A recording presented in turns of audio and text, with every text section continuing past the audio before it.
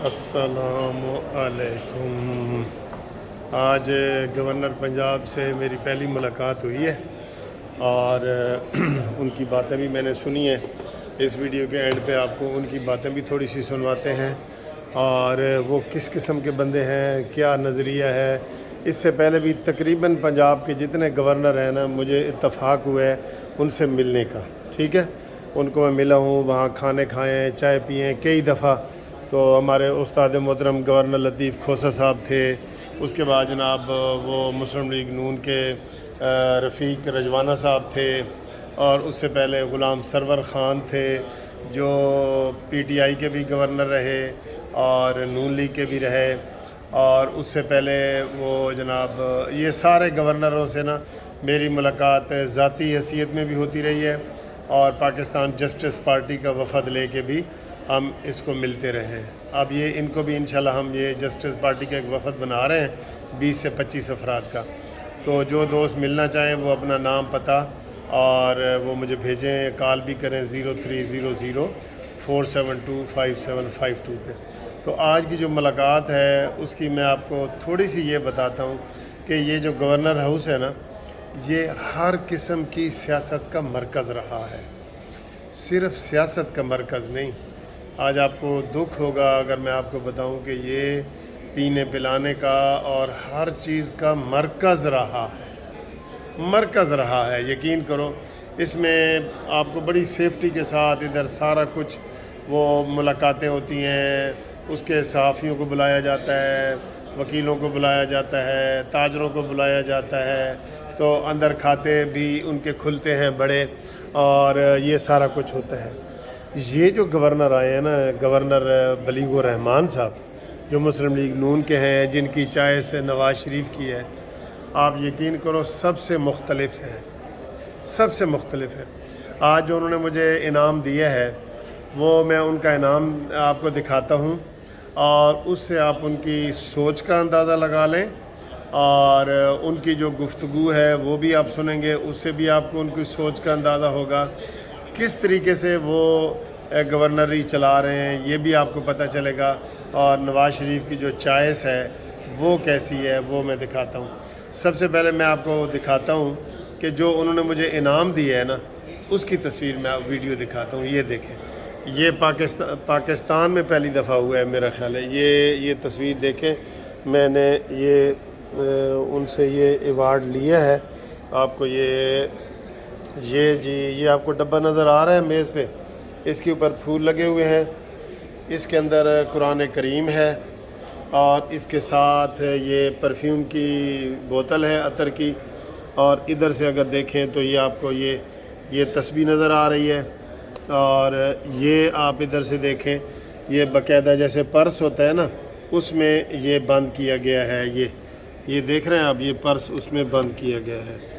तो आप सब देखें कि किस तरीके से इन्होंने ये और दोस्तों को भी इनाम दिए हैं। तो मुझे ये वाला इनाम जो दिया है उससे आप अंदाज़ा लगा लें कि ये किस तरीके से है। ये अंदर कुरान की भी यही तस्वीर है, लेकिन ये ज़िप लगा हुआ है, ये आप देख रहे हैं ना। ये माशाल्लाह ये सर जी बहुत ही ज़बरदस्त किस्म का।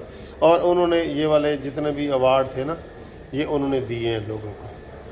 इससे आप अंदाज़ा लगा लें कि हमारे गवर्नर साहब का मिजाज, उनका ये सारा आपको ये बहुत पसंद आया होगा। ये तस्बीह है बड़ी ख़ूबसूरत और ये परफ्यूम है। ठीक है, देखें इतने प्यार से ये तोहफ़े दिए जाते हैं। और इमरान ख़ान को भी जो घड़ी दी गई थी जिसके ऊपर खाना काबा का वो था, तस्वीर थी, वो दुनिया में सिर्फ़ एक घड़ी है।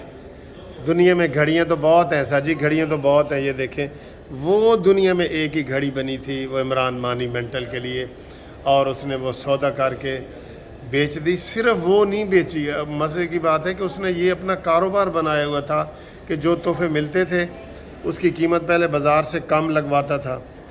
तो वो 1 लाख रुपए की होती थी ना, तो उसकी वो 1000 रुपये कीमत लगवाता था, और उसका 500 रुपये तो शखाना में जमा करा के बाकी 99,500 वो अपनी जेब में रख लेता था। ये बुरी बात है, यानी पाकिस्तान को भी नुकसान, स्टेट को भी नुकसान, और तोहफ़े की भी وہ اسے کیا کہتے ہیں توہین ٹھیک ہے.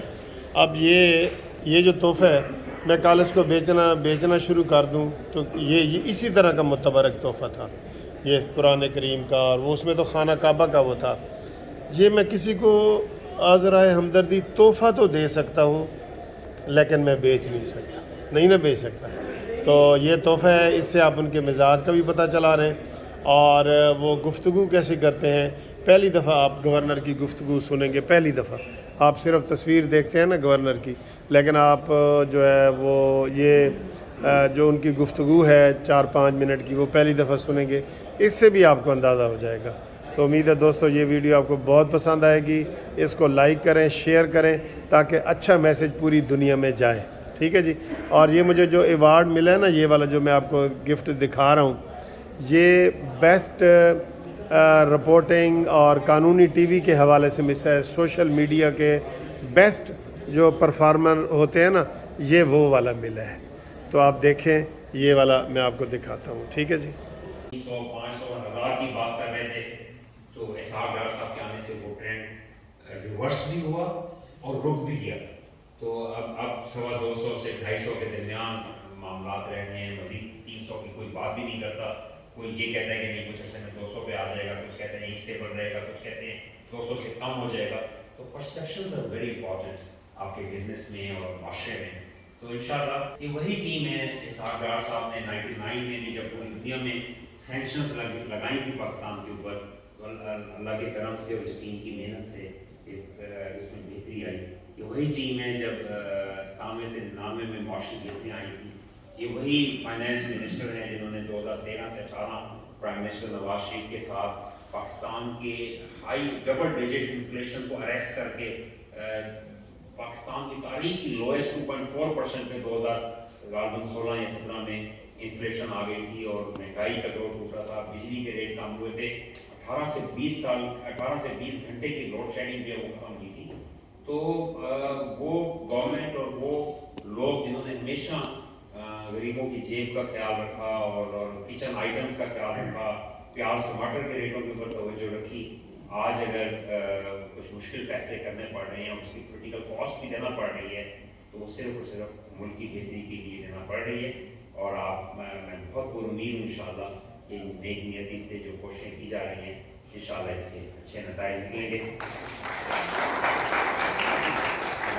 میں آپ سب سے بھی آپ کی پیشنس کا, آپ کی کوششوں کا, آپ کے معاشرے میں پازیٹیو اثرات کا. دیکھیں کسی بھی معاشرے کے لیے سب سے زیادہ برا یہ ہے کہ اس میں مایوسی پھیلا دی جائے, اس میں نا امیدی پھیلا دی جائے.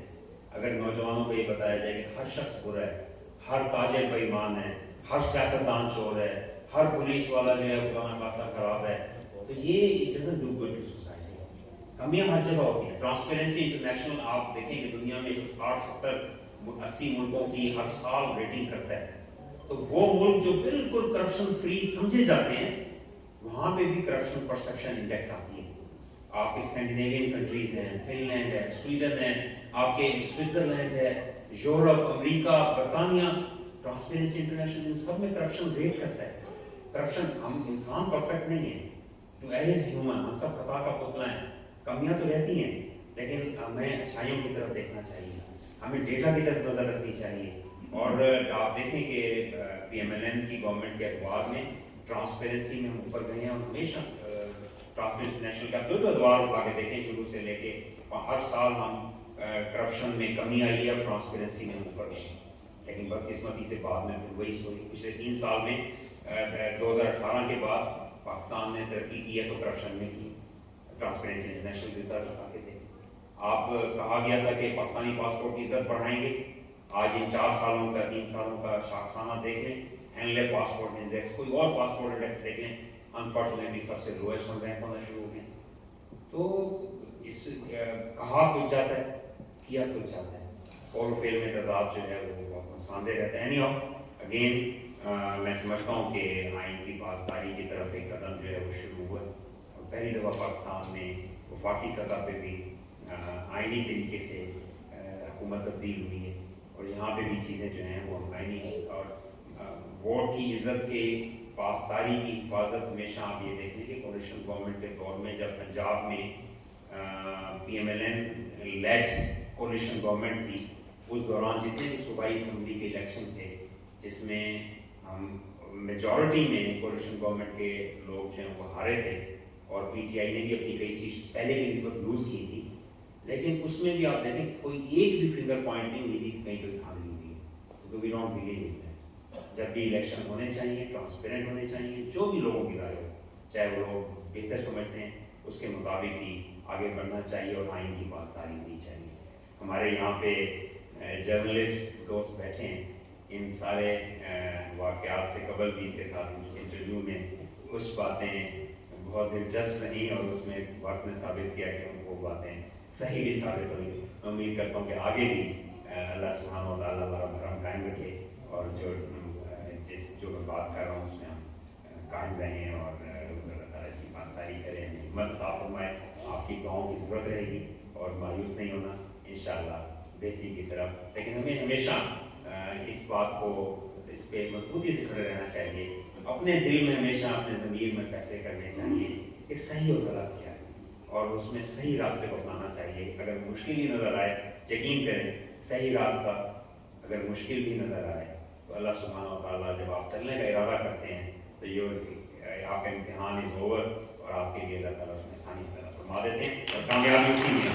بہت شکریہ۔ پاکستان